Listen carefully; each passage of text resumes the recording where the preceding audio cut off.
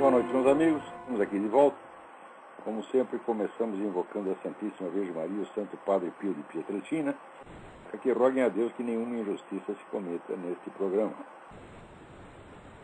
A notícia mais importante da semana já está no cabeçalho aí do Mídia Sem Máscara, que é essa declaração do Lord Monckton. Lord Monckton foi assessor científico da Margaret Thatcher e é um tipo extraordinário, é um homem que fez o mais extenso e sério exame da questão do aquecimento global, desbancando a tese completamente uns meses atrás, 6 meses atrás. Agora, ele anuncia a seguinte coisa, que ele examinou um documento da ONU e disse que na próxima conferência sobre mudança climática, em dezembro de 2009, em Copenhagen, vai ser assinado um tratado que já institui claramente o governo mundial, com estas palavras: governo. É governo, lei e autoridade para a aplicação da lei, quer dizer, força para aplicar a lei. Ou seja, a partir de dezembro de 2009, estamos já submetidos a um governo mundial dotado de legislação própria e de força policial para impô-lo a qualquer habitante do planeta. Isso é exatamente o que vai acontecer nessa conferência de Copenhague. Ou seja, nem a palavra governo mundial é mais camuflada. A coisa já está aí, veio para ficar. E, mais ainda, Lord Monckton afirma aqui que, pelo que tudo indica, o Obama vai ser o primeiro a assinar entusiasticamente esse tratado, né, virtualmente demolindo a soberania nacional do seu país. Aliás, o Obama, ele foi colocado lá exatamente para isso. Olha, se havia alguma dúvida quanto à nacionalidade do Barack Obama, agora, para mim, pelo menos, não há mais. Depois que apareceu esta matéria da Associated Press de 2004, quando o Obama era candidato ao Senado, e a Associated Press apresentava Obama como um cidadão nascido no Quênia, tá certo? E até fazendo uma matéria, olha que curiosidade, um sujeito nascido no Quênia está concorrendo ao Senado, vai ser o próximo senador por Illinois, etc, etc. Depois disso, eu creio que já não há mais grande dúvida, principalmente porque, salvo engano, em maio do mesmo ano, quando houve o debate entre ele e outro candidato, que era meu caro amigo Alan Keyes, o Keyes, lá pelas tantas, reclamou. Isso está gravado na televisão, apareceu na C-SPAN. C-SPAN, uma emissão, acho que a C-SPAN só colocou a gravação inteira em 2005 no ar. Mas o debate foi transmitido parcialmente no mesmo dia, claro. Eu não sei onde localizar ainda este vídeo, mas assim que localizar, informarei vocês. Então, ali durante os debates, o Alan Keyes reclamou, falou, mas você nem é nascido nos Estados Unidos. E o Obama respondeu literalmente as seguintes palavras: e daí? Eu sou candidato ao Senado e não à presidência. Ou seja, Obama confessou, admitiu publicamente ter nascido fora dos Estados Unidos e se confessou inelegível para a presidência, isso em 2004. Portanto, para mim não há mais dúvida alguma. Porém, desde o início, desde que começou essa história, eu achei que o Comitê Eleitoral do Partido Democrata não ter investigado ou não saber dessas coisas era praticamente impossível. Então eu acreditei que houve alguma premeditação no sentido de forçar a eleição de um estrangeiro para criar propositadamente uma situação anticonstitucional e quebrar a espinha da Constituição americana mediante um fato consumado, criando uma queda de braço entre o eleitorado obamaníaco e a Constituição, de modo a pressionar o Congresso para que, no sentido de evitar uma crise nacional, fizesse uma emenda constitucional permitindo que estrangeiros governassem os Estados Unidos. Eu acho que tudo isso foi planejado, porque, olha, a estupidez humana tem limites. O pessoal diz que é infinita, mas não, ela tem limite, ela não pode passar num certo ponto. Tem coisas que uma pessoa não pode não saber. Quer dizer, se o outro candidato, né, foi investigado nos seus mais mínimos detalhes. Não só o candidato a presidente, mas a vice-presidente, candidata Sarah Palin, foi investigado nos mínimos detalhes da sua vida. Tá certo? E a questão da nacionalidade do John McCain foi levantada pelo fato de ele ter nascido numa base americana no Panamá. Quer dizer, sendo uma base americana, não há substantivamente nenhuma dúvida quanto à nacionalidade. É como se nascesse numa embaixada americana, né? Mas mesmo assim, pelo fato de ser um território, essa base está colocada num país estrangeiro, surgiu a dúvida, houve meses de debate sobre isso e o John McCain teve que levar todos os papéis e provar tudo.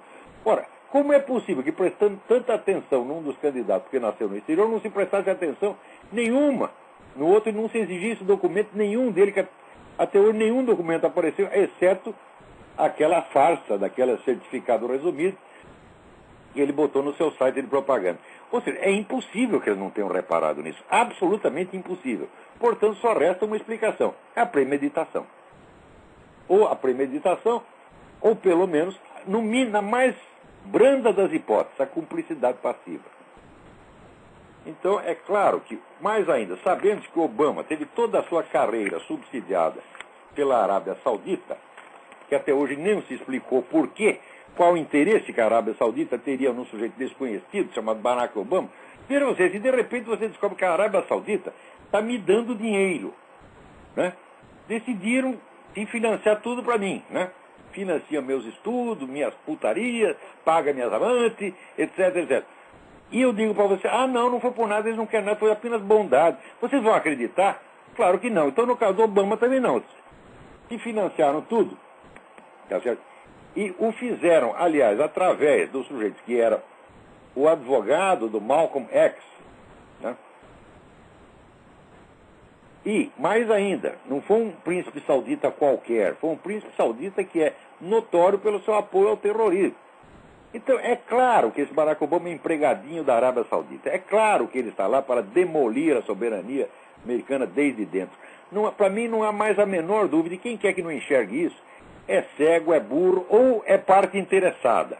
A não ser que seja aquela hipótese de que é o puxa-saco compulsivo, que não ganha nada. Ele puxa o saco por amor à causa, entendeu? Por amor ao saco. Ele vê um saco e não aguenta, ele tem que puxar. Tá certo? Aqui nos Estados Unidos, puxa-saco chama-se, né, brown nose, quer dizer, o sujeito que enfia o nariz no traseiro do outro e sai marrom. Né? É pior do que a nossa expressão puxar saco. Puxar saco, afinal de contas, você pode puxar com uma luva de borracha. Tem muita gente que faz isso, ó, puxação de saco elegante com luva de borracha. Mas brown nose, meu filho, não tem explicação. Né? Então, agora, enquanto isso aí no Brasil, o senador Inácio Arruda, do PCdoB, né, que agora é o relator da CPI das ONGs, já avisou que ele não vai investigar o MST. O MST é intocável. Mas o que você espera do PCdoB? PCdoB, gente, é o partido maoísta.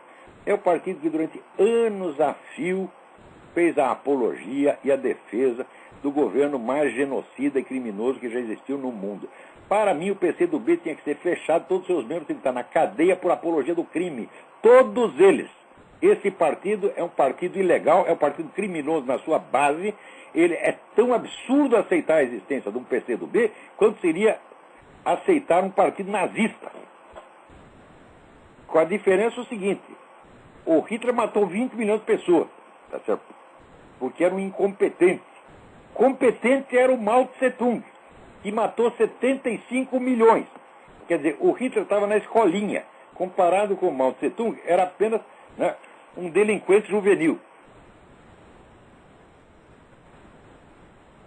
Agora, enquanto isso, aquela história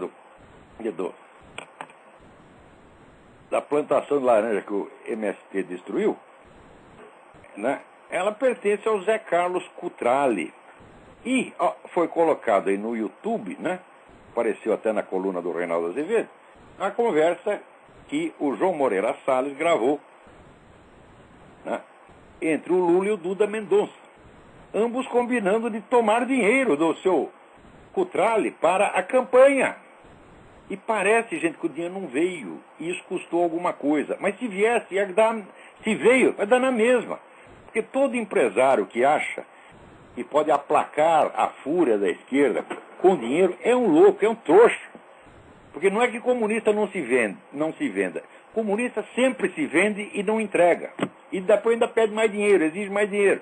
E depois ferra com quem o ajudou. Isso é assim ao longo de toda a história do comunismo. Por que que o PT, que é um partido marxista, há de ser diferente? Agora, ninguém raciocina sobre essas coisas no Brasil. Por quê? Porque vejam o que é jornalismo no Brasil. Essa semana recebeu, né, aqui na Universidade de Colômbia, o prêmio Maria Morse Cabot. Sabe quem recebeu? O colunista Merval Pereira, de O Globo. Ele foi homenageado pelas suas análises equilibradas, elegantes e bem informadas da política brasileira e por combater as formas veladas de censura que ainda vigem no país. Olha que coisa, minha gente. Primeiro, bem informadas, uma pinóia. Para não dizer bem informado, caralho. Porque o que esse Merval Pereira faz, o Merval Pereira foi o sujeito que me contratou para ir no Globo. Ele era o chefe de redação do Globo naquela época. Quando eu entrei no Globo e quando eu saí. Né? O que o Merval faz é repetir com 5, 6 ou 7 anos de atraso as informações sobre o Foro de São Paulo e sobre o movimento comunista na América Latina que eu dei no mesmo jornal do qual ele era o chefe de redação. Ele repete e não cita a fonte, o desgraçado. É isso que se chama de jornalismo no Brasil. Agora, quanto a lutar contra as formas veladas de censura que ainda vigem no país, tu quer mais censura do que aquela que praticaram sobre mim no próprio jornal que esse homem chefiava?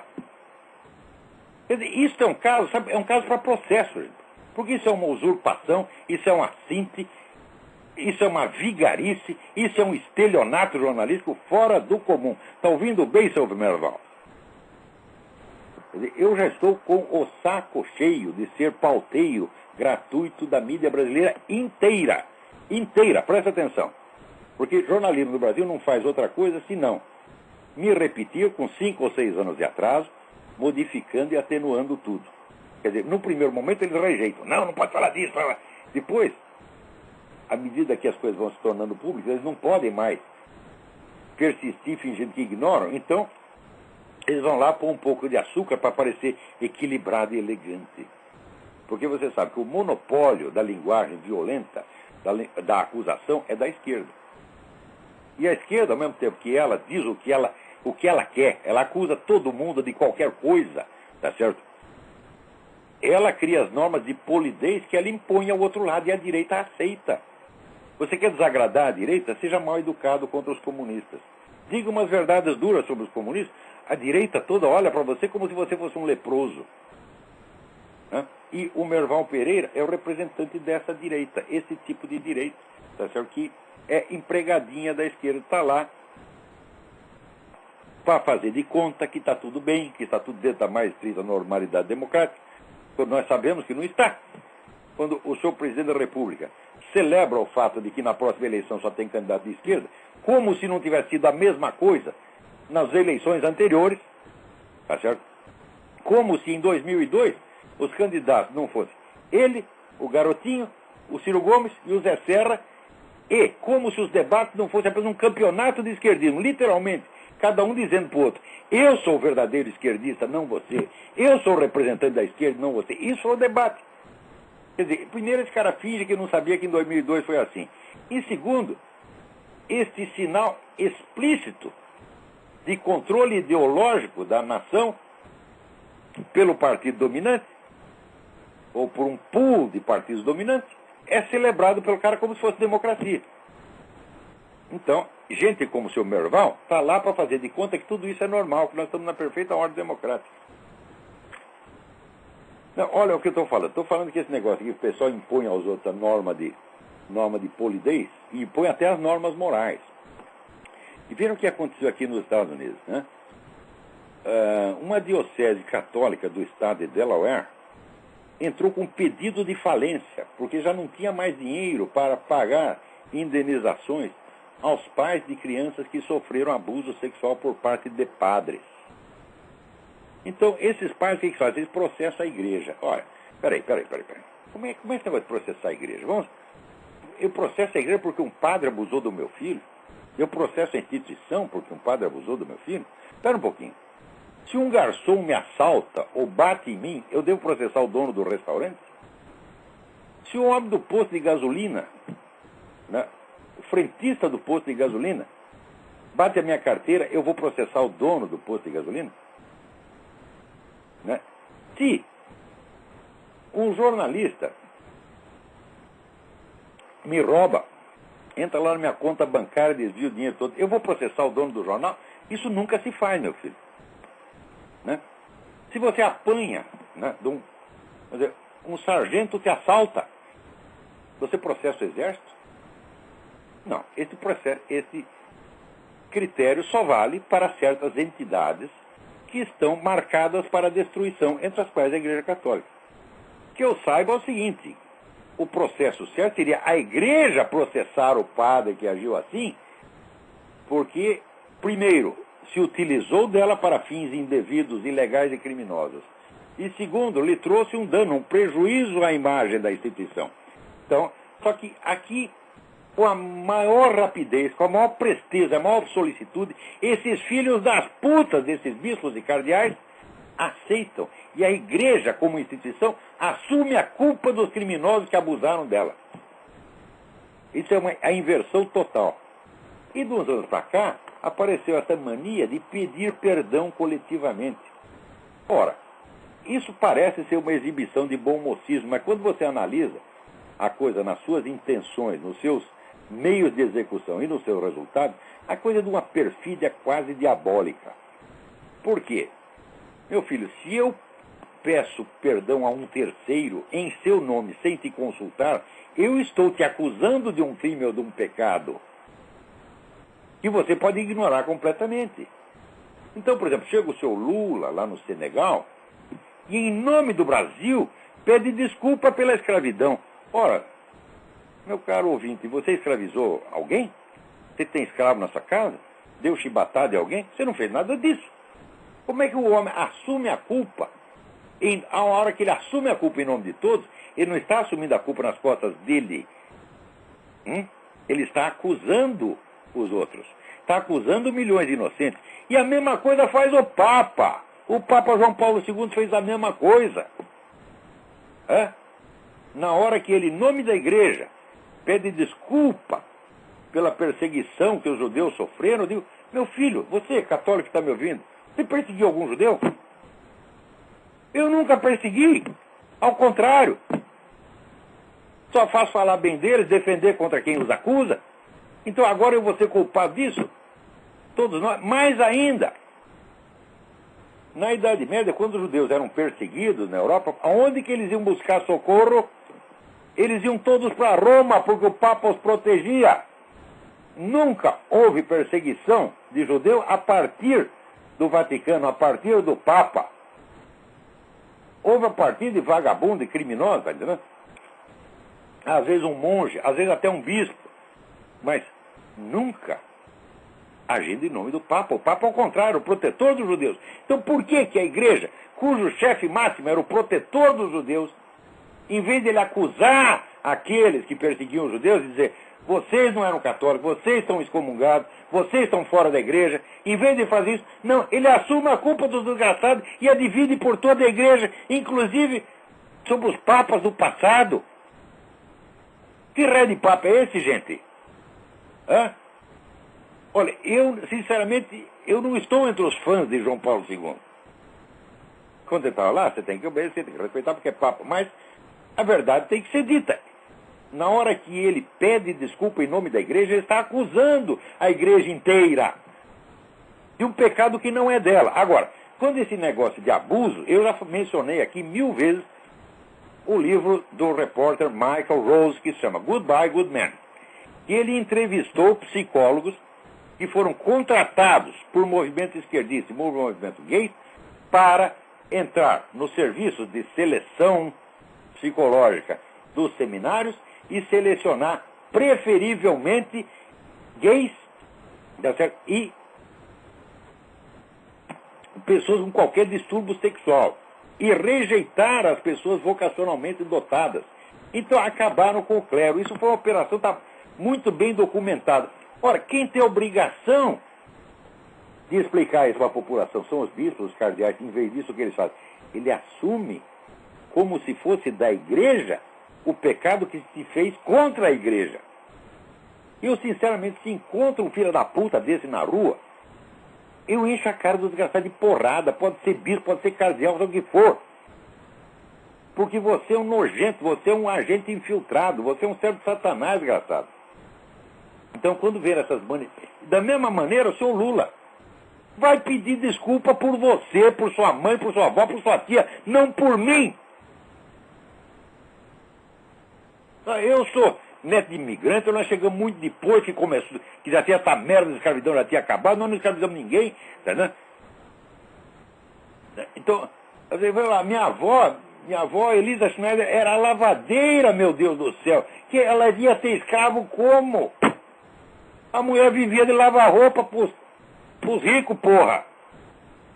Quer dizer, ela mesmo estava numa situação de escrava. Podia ter olho azul quando tivesse, estava lá fazendo, né, o trabalho mais inferior que tinha, o trabalho mais humilde que tinha. Nós vamos assumir a culpa de escravidão, vamos pra puta que os pariu. O que é que eu respondo a isso com educação, fazer uma análise equilibrada e elegante?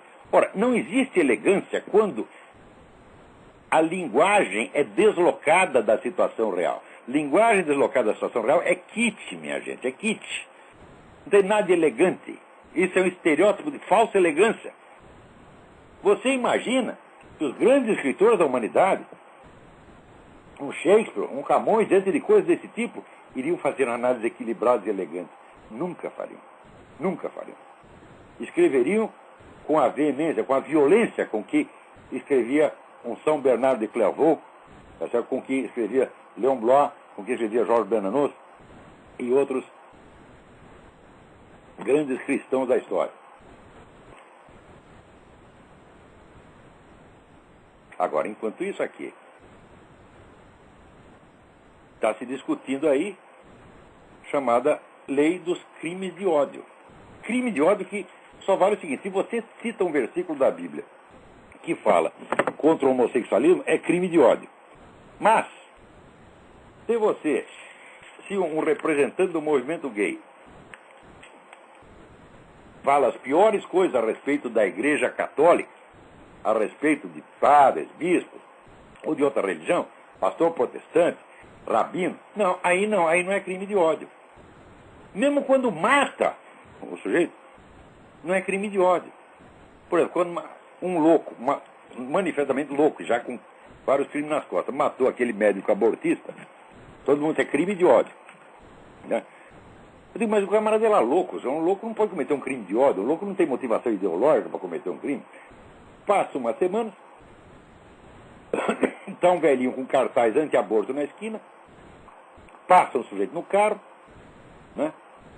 Grita duas coisas contra o conteúdo do cartaz e dá um tiro no velhinho. Ninguém disse que é crime de ódio. Ou seja, esse pessoal está autorizado a cometer homicídio sem que seja crime de ódio. E essa legislação está com grande perigo de ser aprovada. E vai mais ainda, as multas por abuso de linguagem contra gays, chamar um gay de viado será um abuso de linguagem assim, inominável, um crime. Né? As multas serão ilimitadas, não tem limite para a multa. E se o juiz quiser botar uma multa de $200 milhões, porque você chamou um viado de viado, pronto, você vai ter que pagar. Note bem que a mesma lei, similar, se bem que com multas não tão elevadas, foi imposta em São Paulo por aquele merda, tá certo, do ex-governador, o governador Geraldo Alckmin, tá certo, que era, veja vocês, o representante da direita na eleição contra o Lula. Você está vendo? Quer dizer, a direita, ela tem que lamber o pé da esquerda e ser boazinha e fazer sempre análises equilibradas. Ela tem, na melhor das hipóteses, ela tem que fingir neutralidades suprapartidária. Só quem tem direito de tomar posição e de tomar posição firme, ou mesmo agressiva, é a esquerda. Então, enquanto essa direita continuar fazendo isso, meu filho, nós não precisamos nem de esquerdista, porque esses direitistas destroem tudo. Né? Mas Mais ainda, você pensa que acaba. Essa semana foi assim, é o Museu dos Horrores, o Museu dos Horrores. Desde que o pessoal começou com esse negócio de nova ordem mundial, eles criaram tantas estratégias para você impor uma ditadura anestésica sem que ninguém perceba, por meios indiretos que vão fechando, colocando tabiques. Como aquela história do José J. Veiga, Sombras e Reis Barbudos. Leiam esse livro, um grande romance brasileiro, né? Em que chega uma empresa na cidade e começa a colocar tabiques. Primeiro coloca tabique na praça, depois na rua, depois dentro das casas, depois dentro de cada quarto, e vai entabicando as pessoas, né? Gradativamente. E quando eles percebem que algo está acontecendo, já é tarde para reagir. Então, é exatamente o que eles vão fazendo. Eles não vão chegar, eles não vão tomar o poder como Lenin e dizer, fica implantado aqui a ditadura do proletariado. Eles não vão fazer isso. Eles vão usar legislações indiretas e vão gradativamente tirando todos os seus direitos e mudando o regime político sem que a nação nem perceba, como por exemplo se fez na Inglaterra. Eu até escrevi um artigo a respeito, quando uma boa parte, vamos dizer, da segurança nacional inglesa foi transferida para entidades internacionais, e note bem, 82% da população na Inglaterra ignorava completamente a coisa. Muito bem, aqui nos Estados Unidos, o que eles inventaram para implantar o socialismo do dia para a noite sem que ninguém perceba? Eles vão suprimir a propriedade privada da terra. Então, como é que eles vão fazer isso? Vão dizer, agora virou socialismo, acabou a propriedade privada da terra? Não, meu filho. Você pega uma comissão técnica, e a comissão técnica passa um regulamento que não é votado e diz o seguinte: todas as terras úmidas, por causa do problema da água, vai faltando água no mundo. Já viu isso? Hã? A água é um dos elementos que compõem o planeta. Ela jamais pode faltar. Não há nenhum problema de faltar. Só o Ciro Gomes acredita nisso e ele quer criar um monopólio nacional da água. E segundo meu amigo Meira Pena, seria a Embraágua ou Águabras. Tá certo? E daí vai monopolizar e vai vender a água para os trouxas, que somos nós. E você vai ter que comprar água na garrafinha escrito Águabras do Ciro Gomes. Tá certo? Só que aqui eles fizeram pior. Todas as terras onde existe água, ou existe possibilidade de haver água, passam a ser do governo. Agora me diga o seguinte, que terra que perfurada a uma certa profundidade não corre o risco de dar água? Se você chegar no deserto do Saara e fizer um buraco suficientemente profundo, você vai encontrar água, pô. Então, quer dizer que primeiro eles ampliaram a definição de terras úmidas, né? Toda a terra agora passa a ser úmida. Isso quer dizer, todo o território americano passará a ser virtualmente do governo. Claro que ele não vai requisitar tudo de uma vez, vai ser de pouquinho. Tá certo? Mas isso elimina a propriedade privada da terra sem tocar na expressão propriedade privada da terra. É assim que se faz, meu filho. Peraí, tem alguém na linha? Quem é? Quem está na linha aí? Alô, é Joel. Joel, tudo bem? Tudo bom? Eu gostaria de perguntar ao senhor se o senhor confirma que o jornalista Ali Camel também o plagiou no caso dos livros marxistas, os livros escolares de conteúdo marxista. Não, a mim não. A mim não. Eu acho que ele passou por cima do grande estudioso desse assunto, que foi o Nelson Lehmann da Silva. Nelson Lehmann da Silva acompanha esse negócio há 30 anos e pôs para circular na internet várias vezes as observações dele. Então eu acho que seria pelo menos uma questão de elegância citar o antecessor. Mas no Brasil vigora aquele negócio, aquela frase do Albert Einstein, que diz que muitas vezes o segredo da genialidade consiste apenas em ocultar as fontes. Ocultar as fontes no Brasil é norma, principalmente quando a fonte sou eu. É proibido citar o Olavo. Quer dizer, você chega lá e escreve artigo dizendo coisas que o Olavo já disse 7, 8 anos atrás e não cita. É proibido citar. Proibido citar por quê? O Olavo é duro demais, era radical demais. Ora, meu filho, você dizer as coisas como elas são é ser radical demais. Ele diz palavrão. Um momento. Eu comecei a botar palavrão em circulação neste programa. Eu não escrevo palavrões, meu filho. Tá certo? Eu fiz esse programa como um programa pessoal. Presta atenção.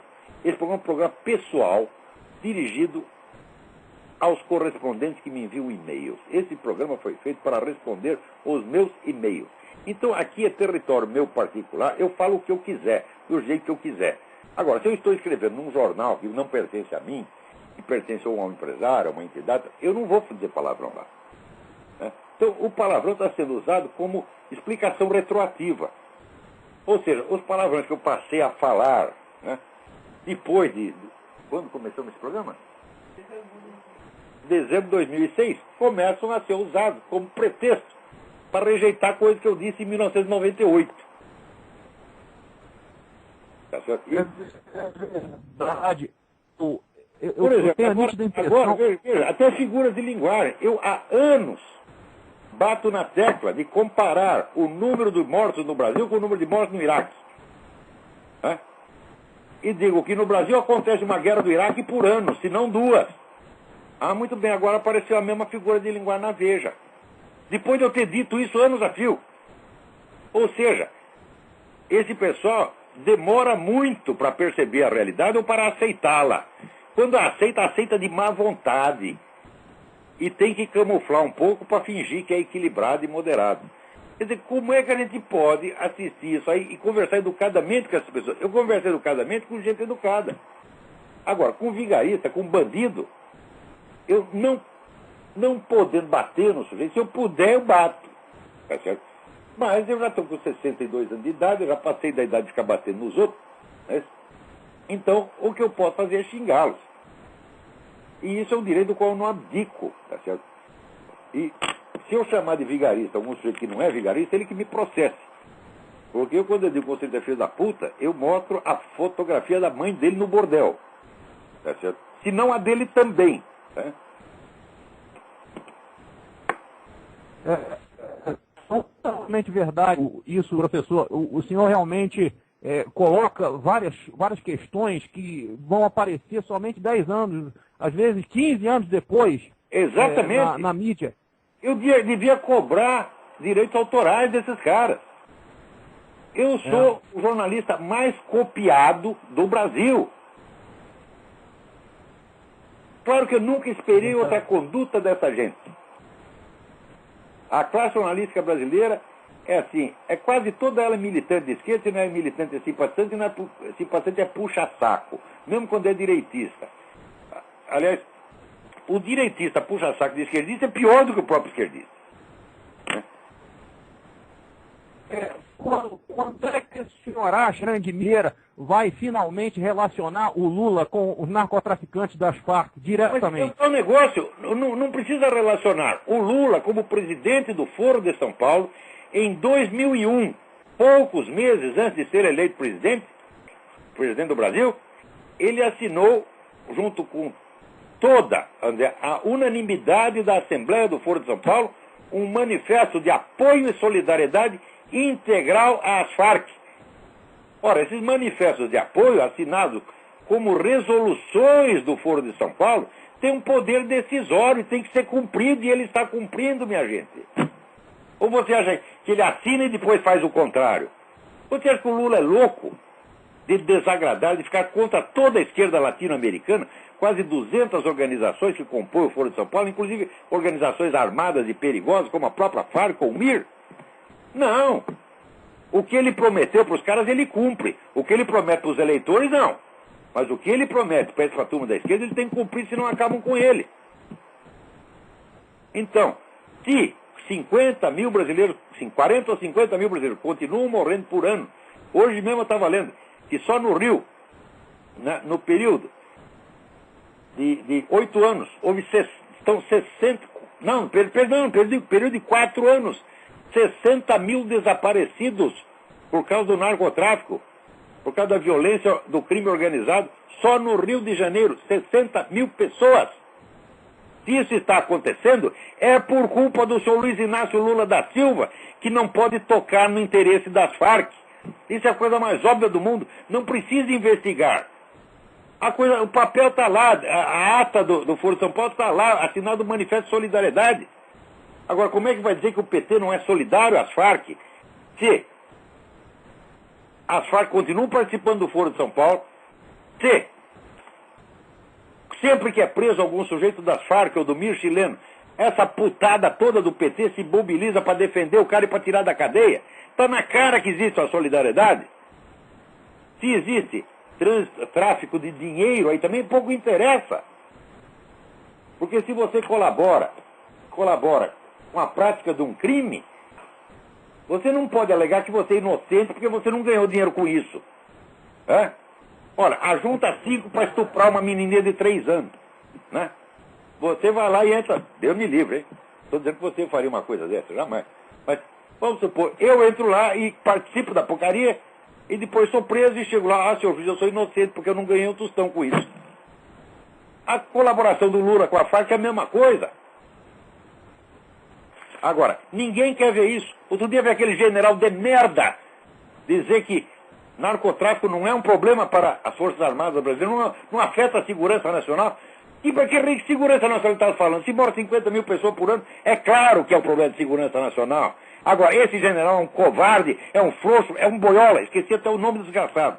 E ele que aparece na minha frente, eu digo na cara dele. E você, general, é uma vergonha para as Forças Armadas. Agora, nós sabemos que o narcotráfico não é mais crime comum. O narcotráfico está articulado politicamente. O narcotráfico é uma agressão organizada contra o país. É? Agora, esse desgraçado se prevalecendo, fazendo uma distinção formal e já ultrapassada entre o que é delinquência comum e o que é um ato de guerra, né? Como se ele não soubesse que as Farc estão praticando atos de guerra um atrás dos outros. Ele diz, não é problema nosso. Não é problema nosso, seu merda, porque você é um covarde. Você não é capaz de enfrentar um cachorro na rua. Vê um cachorro latindo para você mija nas calças. Eu não sei como aceitam um sujeito desse dentro das Forças Armadas.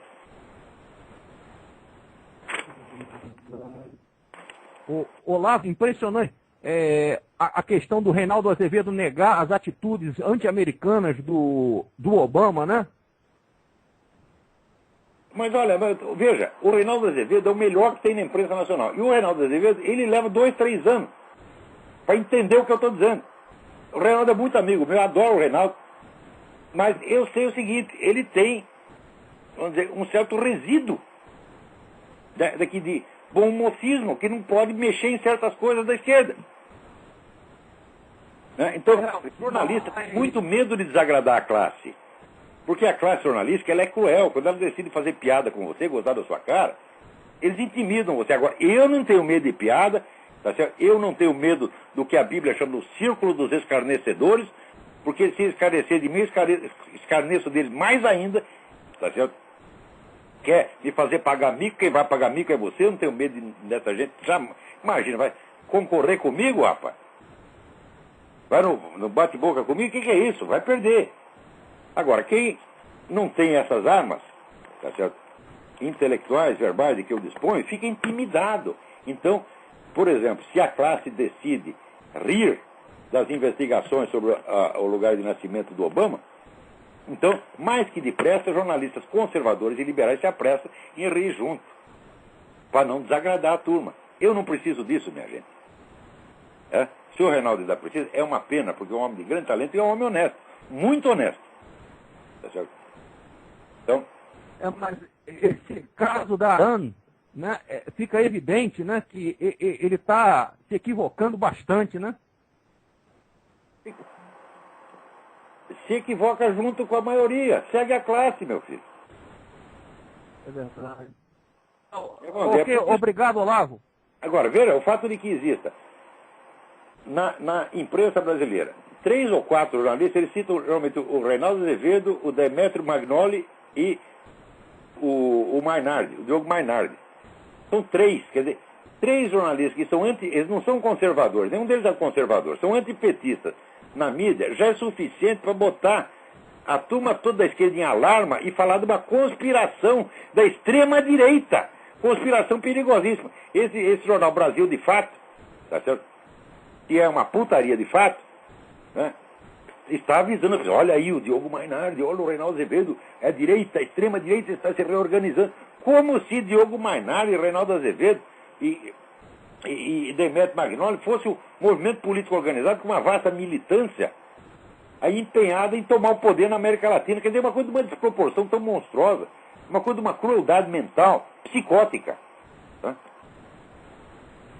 Agora, o pessoal vive confiando. Por exemplo, eu me lembro que antigamente, quando eu falei do Viva Rio, né, o senhor João Roberto Marinho disse, não, o senhor está exagerando, o Viva Rio faz grandes trabalhos, uma entidade benemérita. Ah, está aqui. Agora, tem a central de televisão clandestina na sede da TV Rocinha, que é do Viva Rio. Né? Vendendo trabalho e recebendo 200 mil reais a todo mês, com o dinheiro que coleta dos favelados, minha gente. Eu estou falando, o Viva Rio, eu acompanho as tramóias deles há muito tempo, e eu já propus o nome para Viva Rindo. Porque eu vi aquele sujeito, o tal do não sei que Fernandes, que era o presidente da coisa, dessa coisa uns anos atrás, não sei se é ainda, ele conseguia tudo o que ele queria. Ele ia no governo federal, tirava dinheiro do governo federal, ia no empresariado, tirava dinheiro do empresariado, e ainda faz uma televisão para tirar dinheiro dos favelados. Então tem que viver rindo, porra. Né? Olha aí, seu João Roberto, mas não, seus amigos aí. Você deu dinheiro para essa gente, você apoiou. Olha o que você está metido. Você não enxerga um palmo dentro do nariz. Você foi filho de um grande jornalista, você não entende merda nenhuma de jornalismo. Você é um joguete na mão dos que comandam a sua redação. Eles mandam em você e riem da sua cara. Eu sei o que falam de você.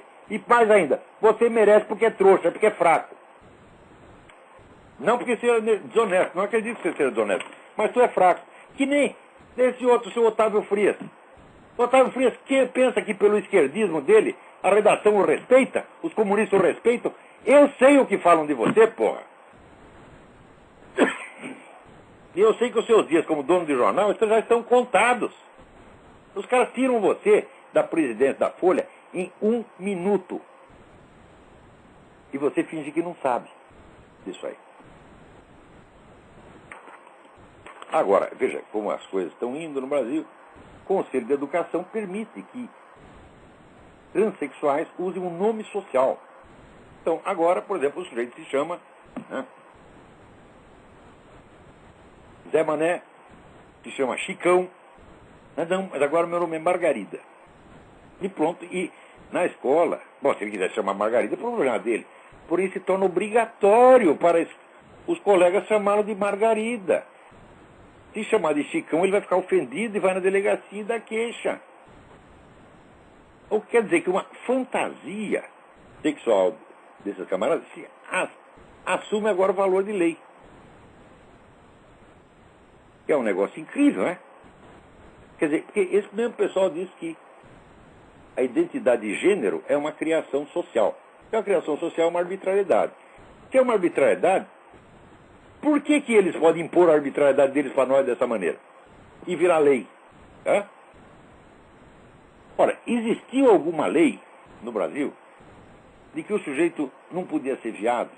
Não, nunca existiu. Nunca foi proibida a viadagem. No Brasil sempre foi tolerado com bom humor paternal. Sempre foi assim. O Brasil é o país que as vovós assistem show de traveco às 3 horas da tarde da televisão com os netinhos. Não é isso?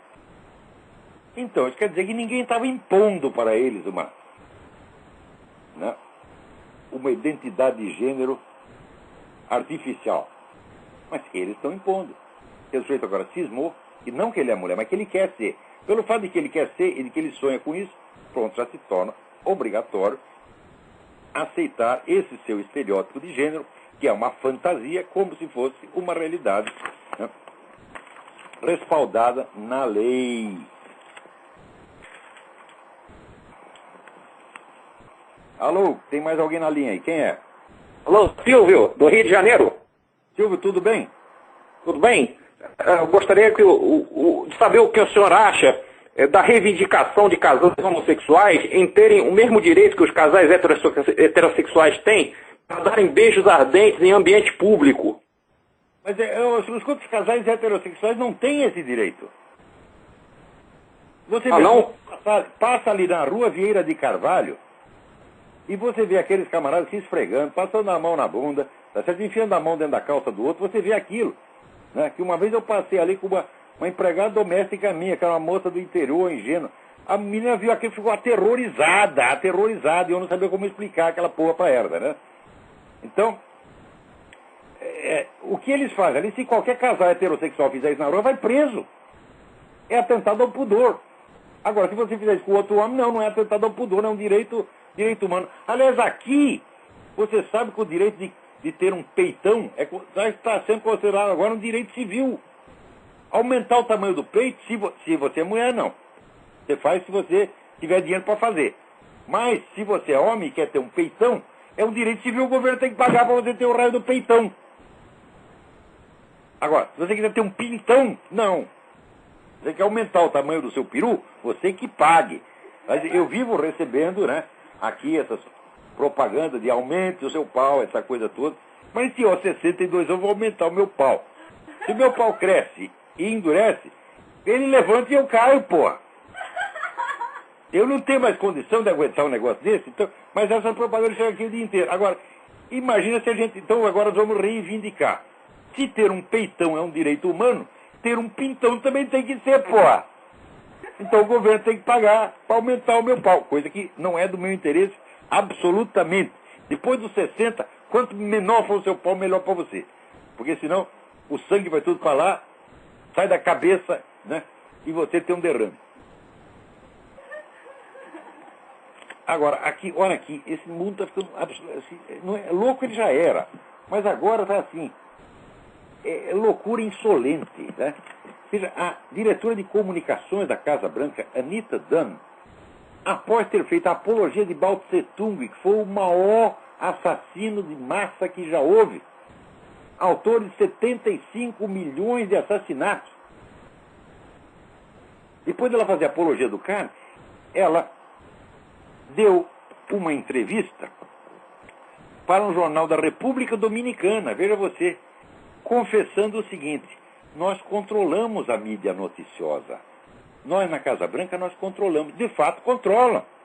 E se tem um que eles não conseguem controlar, que é a Fox News, isso para eles é o suprassumo do escândalo. Veja, eu assisto a Fox News. Aqui, qualquer americano sabe que a Fox News não é conservadora e não é republicana.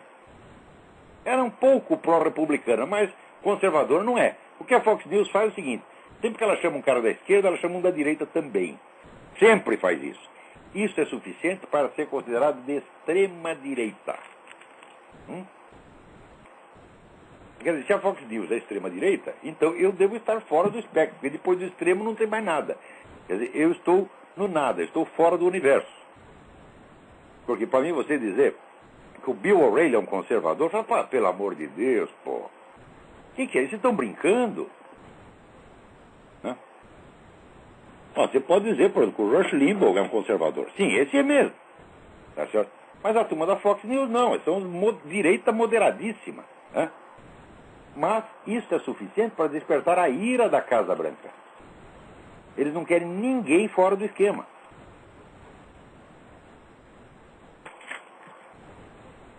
E, veja, essa mulher, então, ela, ao mesmo tempo, ela confessa que ela é maoísta e ela diz, nós, quer dizer, nós, quem em nós?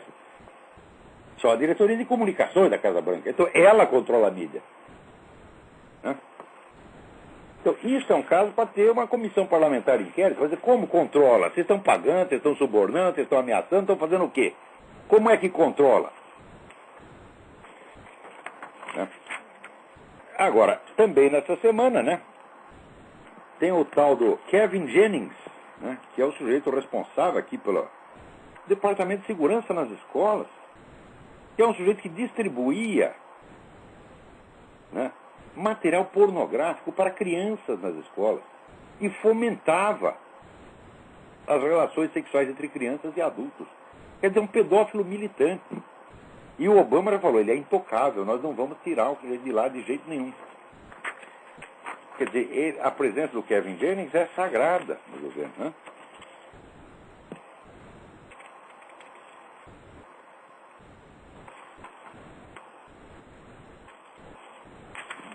Agora, veja, nem tudo está perdido. Por quê? Porque no processo promovido pelo Alan Keyes contra o Obama, através da advogada Orly Tate, os defensores do governo queriam que o processo fosse rejeitado in limine, alegando que nenhuma corte de justiça tem autoridade sobre o presidente da República e que ele só pode ser removido do cargo por impeachment. Não, argumento, o juiz percebeu que era capcioso. Por quê? Porque, para estar imunizado contra as cortes e acessível somente ao impeachment pelo parlamento, o sujeito tem que ser o presidente da República legítimo. Mas isso é exatamente o que se está discutindo no processo. Quer dizer, você não pode usar a matéria em discussão, a própria tese em discussão, tá certo? Como argumento. Você vai dar a matéria por julgada antes de ter sido julgada. Então o juiz percebeu e o que ele fez? Rejeitou a liminar e marcou a audiência para 26 de janeiro. Tá certo? Não sabemos durante quanto tempo esse juiz vai, né, conservar a posse integral dos seus 2 culhões. Não sabemos, porque esse negócio de culhão está ficando cada vez mais raro, né? Mas, pelo menos marcada já está a audiência, né? Enquanto isso, você vê, os países do leste europeu estão todos aterrorizados, porque, né, o Obama, né, decidiu matar os planos, né, de criar uma defesa de interceptação de mísseis na Polônia e na Tchecoslováquia. Tá? Ora, presta bem atenção.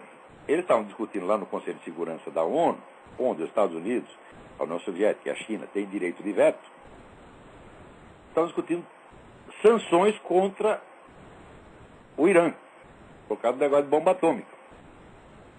Ó, se o Obama tivesse usado esse negócio, olha, nós desistimos da defesa antibalística, caso vocês imponham sanções ao Irã, ainda teria sentido, militarmente seria errado, mas diplomaticamente seria correto. Mas o que ele fez?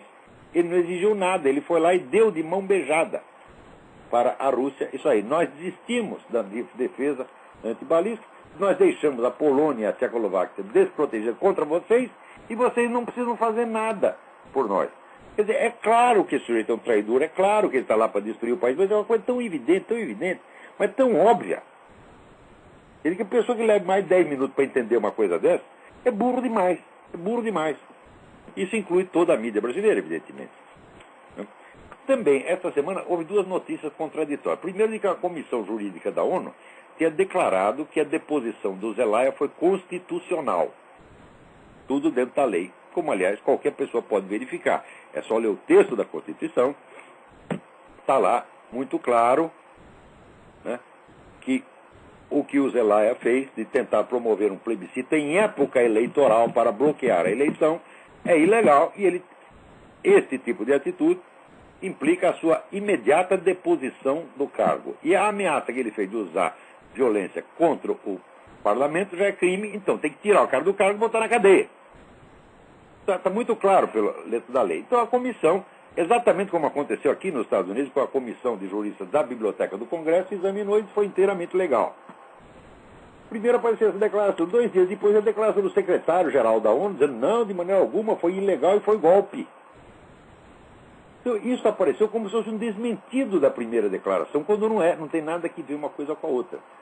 O que houve foi que o secretário-geral decidiu suprimir o documento, o relatório da comissão técnica, passou por cima do relatório